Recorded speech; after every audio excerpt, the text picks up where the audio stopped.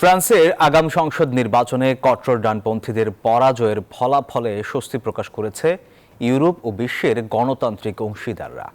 দেশটির ডানপন্থী নেত্রী ম্যারিয়ান লু পেনের নেতৃত্বাধীন দলের পরাজয়ে খুশি ফ্রান্সে বসবাসরত বাংলাদেশি সহ বিভিন্ন দেশের অভিবাসীরাও। ফ্রান্স থেকে ফেরদৌস করিম আখুনজির তথ্যচিত্রে ডেস্ক রিপোর্ট।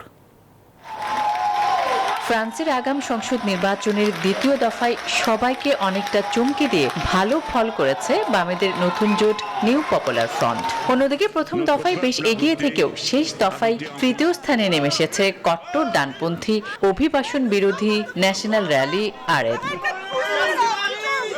এই ঘটনায় স্বস্তি প্রকাশ করেছেন দেশটিতে বসবাসরত বাংলাদেশি অভিবাসীরা। কাতক্য কাজ করছিল, কারণ সে তো অভিবাসীদের বিরুদ্ধে ছিল।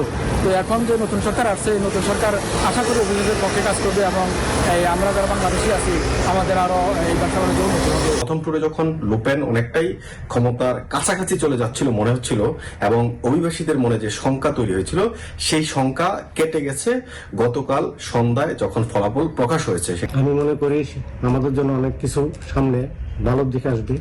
আমরা অভিবাসনের দিক দিয়ে বলেন, ব্যবসায়িক দিক দিয়ে বলেন, সব দিক দিয়ে আমরা আশা করি ভালো হবে। তাদের ধারণা পেনের দল সরকার গঠন করলে অভিবাসীদের ফ্রান্স থেকে বিতাড়িত করত। আশঙ্কা করছিলেন তারা ক্ষমতায় আসবেন, তো সেটা এখন হয়নি। কিন্তু অবস্থা এই না যে তারা ক্ষমতার বাইরে থাকবেন, তারাও নানাভাবে তাদের কথা বলার চেষ্টা করবে, কারণ ফরাসি জনগণ কিন্তু বিদেশিদের উপর অনেক ক্ষেত্রে মনক্ষুণ্ণ এবং বিদেশি সুযোগ সুবিধা অনেক কিছু কমানোর ব্যাপারেও তারা যে দাবি করছিলেন, সেটা কিন্তু নতুন সরকার যারা আসবেন তারাও সেটাকে টেক কেয়ার করতে হবে। অতএব আমরা শুধু এখন আশ্বস্ত হলে চলবে না, আমাদের নজর রাখতে হবে, আমাদের সতর্ক থাকতে হবে আমাদের অধিকার এবং আমাদের দাবি নিয়ে।